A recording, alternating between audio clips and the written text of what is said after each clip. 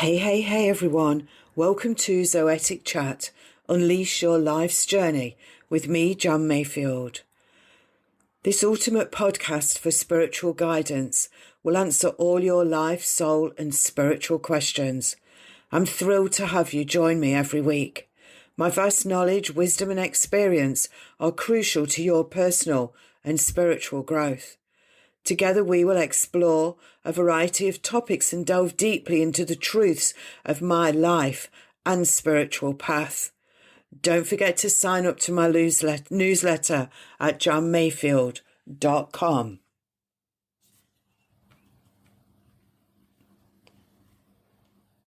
Hey everyone, welcome to Zoetic Chat, Unleash Your Life's Journey with me, John Mayfield.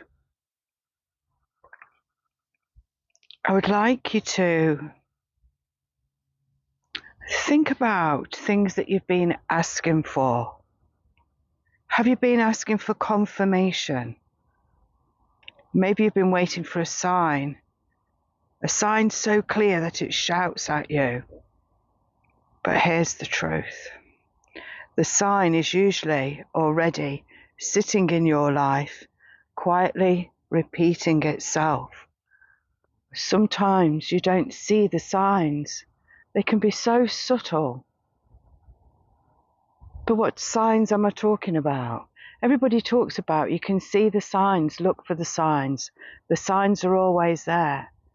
I do believe that signs are always there, but I believe sometimes you have to listen and hear what you're being guided to do to be able to see the signs.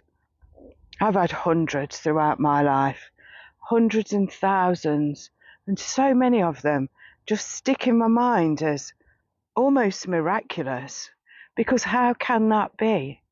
For example, when I last moved home, I wasn't quite sure where I was going to go or what I was going to do, and I'd been pushed out of the place that I was living in. And I thought, wow, what's going to happen? Where am I going to go? What am I going to do? Got enough money for a hotel for a little while, but that was about it really. So, and then worst case scenario, my car or camping. All those scenarios went through my mind. This was about 2 years ago. And then all of a sudden, this something flashed up on my computer screen. Now, I was just sitting there and it kind of switched itself on and turned itself over and went onto this screen. And it said that this place was looking for guardians. And I thought, guardians? What the hell's a guardian? Anyway, it turns out that companies take over buildings instead of letting them rot down to the ground and have no security. People manage these buildings but take on people who are called guardians. So the guardian would rent a room, but not like renting a room or not like traditional renting. So with the guardian renting, you're there to look after the building. So there's certain duties and things that you would have to do.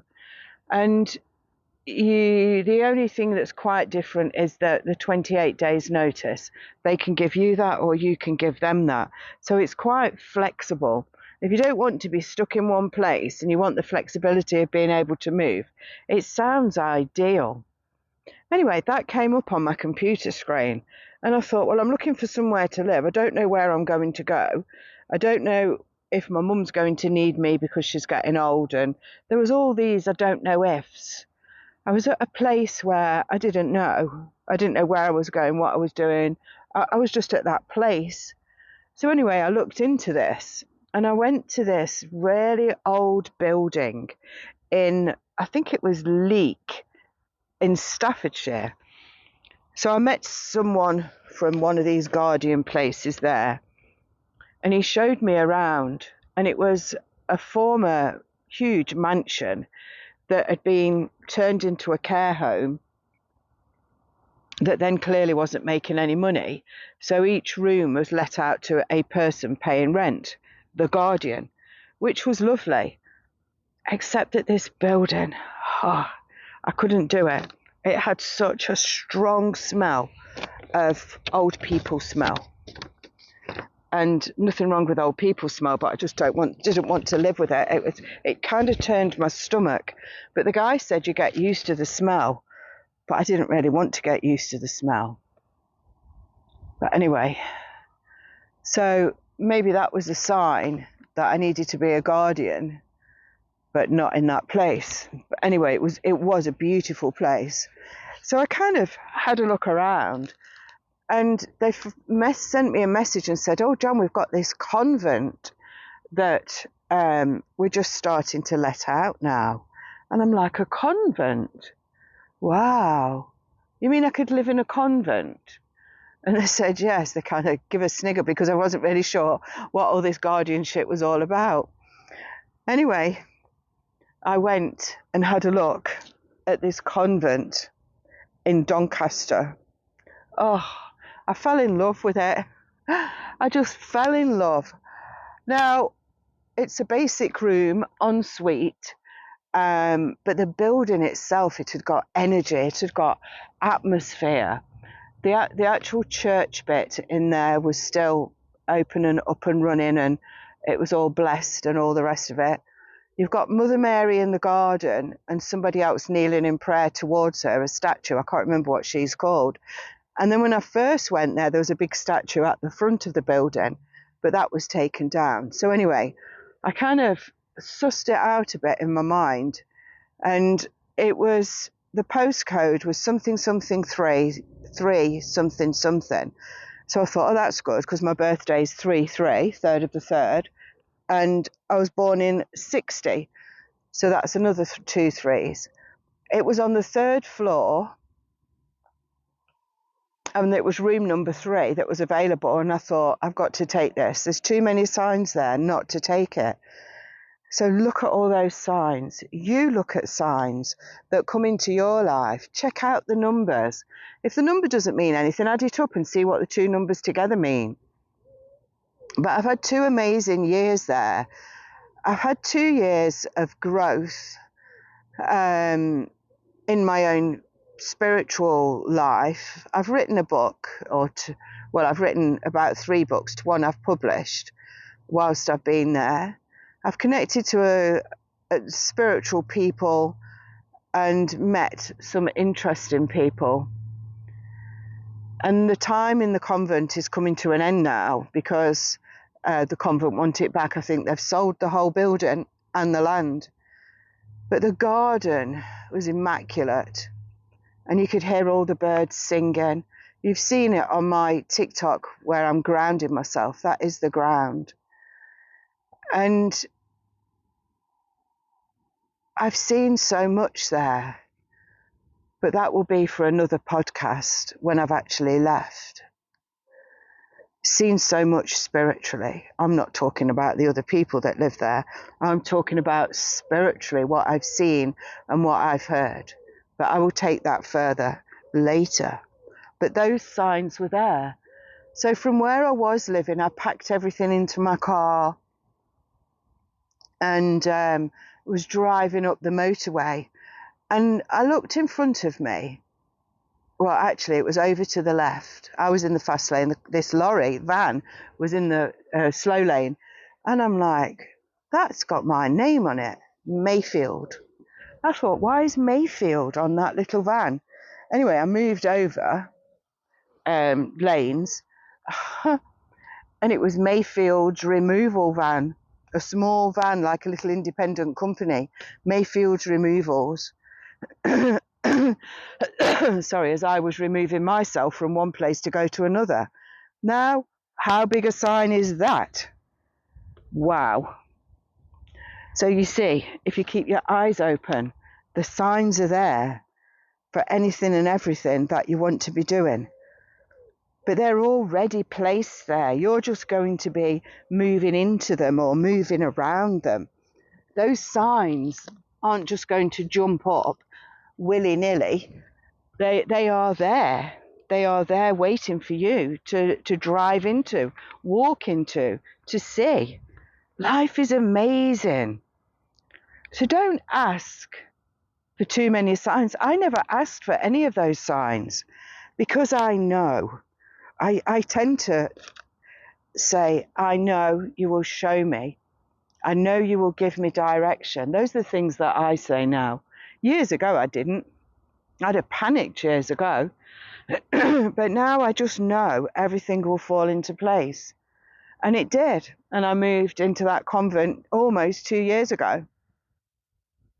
And I've had 2 years of wonderful, different experiences, walks, trees talking to me, lots of things. But more of that in another podcast, and more of what I saw in the convent for sure. In the meantime, where am I moving to? What signs are there? I know that I don't want to be in a place where I've got, I sign up for a year, because my mum is getting more frail and I don't know really if she's going to need me. And I don't want to tie myself to a year's contract. I just don't want to. So many people say to me, oh, don't you want to settle? And I can think of nothing worse to think that I've settled. Actually, that quite fits nicely with where I'm sitting now. So I'm actually sitting in a graveyard. I'm sitting next to a lovely tree. The beautiful breeze is blowing on my shoulders. You can probably hear the birds singing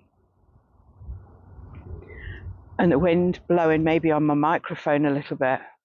There's a couple of hearses driving to the chapel, and there's hundreds of graveyards. Now, I first came to this, I'll call it a cemetery, I call it a graveyard, but I suppose it is a cemetery. I first came here a few weeks ago. Well, no, I last came here a few weeks ago, and I just felt I needed a walk through here. So anyway, I did. And there was a car not far from where I'm sitting, and they were tending the grave. It's the saddest grave I've ever seen. It's a traveller grave. It's immaculate. There was an elderly lady sitting in a car holding a baby. There was a young woman polishing all the gravestones, all the granite. It stood above the rest. I can't tell you how amazing it looked. And I went over to them and I said, I've never seen anything like this. And I haven't. And they were it wasn't a recent passing, but I think they'd been doing it. It's just, well, you could see they'd been keeping it clean forever. And more people, were, as they passed over, were put into the area. But each area of the actual grave, they'd got a bit added on, like a toadstool, heart-shaped toadstool for a young girl that took herself over. And then another heart-shaped something for her dad, I think it was. And I stood talking to them. She says, you can stay with us. I said, I can't. And Anna just burst into tears. I said, I've just got to go. I said, it was just felt so special. So was it that was special? Or was it that I was picking up on the energy of the people that had passed?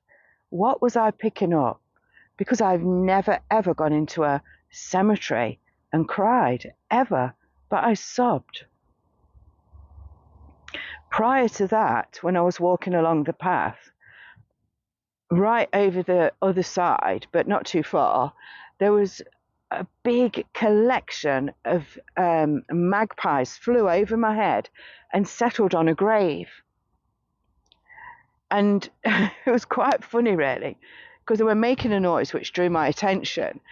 And then 2 crows came over to them as well, and the magpies chattered them off. They kind of kept flying at them as if to say, no, go away, this is for us. And it wasn't a new grave, that was an old one. So I thought, wow, how interesting. Anyway, I had a good old walk around. I went home. But in my mind, I kept wanting to come back and see the grave where the birds were. I just felt that it was something that I needed to go and see. Anyway, was it last week? I came here and I found the pathway to be able to get to where the birds were. And there was nothing really on that one. And I thought, oh, I don't know why all the birds were there, drawing my attention over. And then I looked 2 graves away, and the name on the grave was Mary Ellen Moore, not Mary Jane Moore. Now, my grandma that lived to 100.5 was called Mary Ellen Moore. Now, you can't tell me that that's a coincidence. Well, you can if you want to. You can think, what a load of tosh. But to me, I felt it. I felt the need to come back here and see why I was drawn over this side. And I'm sitting near that grave now. I'm sitting on the ground, very bumpy and a bit hard under my legs, but it feels amazing.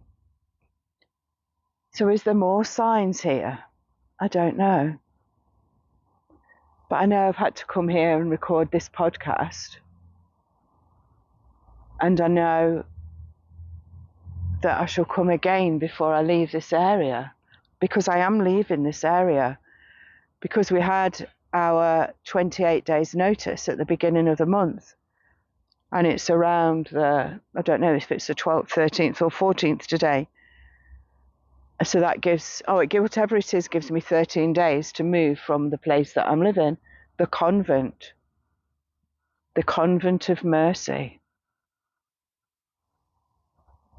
What a couple of years I've had. So I am moving. And these guardian places in the Midlands are very rare, and even rarer north. But they found one room in one place for me. And I'm going south of Birmingham, which doesn't matter because it's still where I am now. It's a good hour and 15 minutes from my mum, 60 miles. Where I'm going to is 30 miles from my mother. So I'm still available, if you like. I'm still not being put in a place where I'm bound to a major contract, which is fabulous.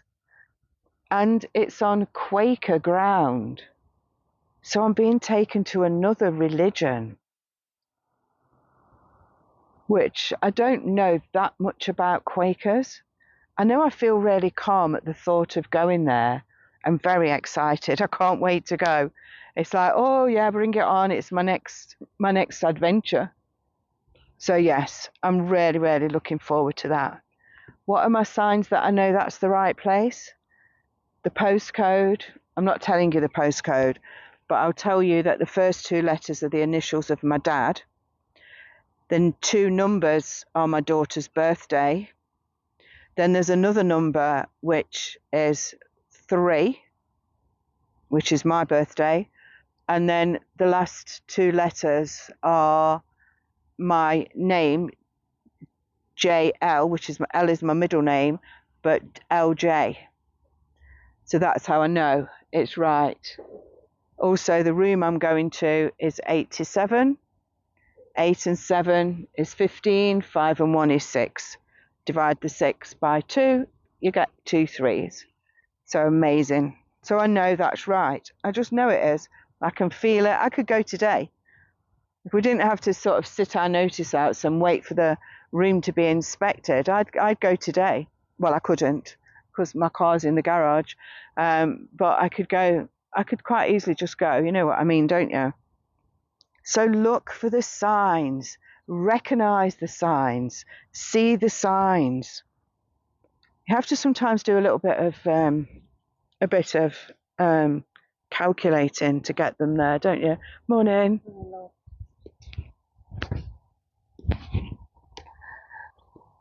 So yeah, so nice and quiet, and that was just a lady walking past. I might leave that in actually. She got a big smile on her face. So yeah, allow the signs to come to you. Allow everything to come to you because you've already got it inside you. You're just accessing what you've already got. So the signs are sitting there. The signs are repeating themselves. I don't know if you can hear the magpies are chirping up again. So in your case, it could be a name that you keep hearing. It could be a number on receipts, a number on a till, a number on a gravestone, a number on a bus. What numbers are you seeing? Numbers in dreams. It could be a song that plays in the strangest places. You might hear a song that really you resonate with. What is that song? What does it mean? Was it one that you recognised to your mum? Did your mum love that song before she passed over? What songs are you getting? Remember the universe. It doesn't bring whispers to you because it's unsure. It's not going to tell you things that it's unsure about. It's going to tell you things that you need to know. It wants to see that you're paying attention. Are you paying attention? That's the thing. The more you pay attention, the more you'll get out of your life. The more you'll get that soul connection. So if you're waiting for something big, stop and accept, allow, because you've already got it. How does that feel in your belly when you say you've already got it? I've already got the signs. I've already got everything that I need. I've already got it. And then you see it with your eyes. It's amazing. So act upon what you see. So you've asked for a sign. You've already got it inside you. It showed up as a repeat, a word, a name, a number, or a song. Act. Act when you next see it. Even if you just say, thank you, universe, I'll work it out later. Or thank you, universe, I feel it. Write it down. Follow it. Don't overthink it. That's dangerous. Just don't overthink. And your future self will thank you. Thank you so much for moving when the sign first landed in your life. Not the 10th or the 12th time, the first time. Allow, see, and make that movement. Make it. And the time for me is 1:23. 1, 2, 3 as I finish this. Have the most amazing day. Connect to me for your connections. Hey, thank you for tuning in today. Your support is much appreciated.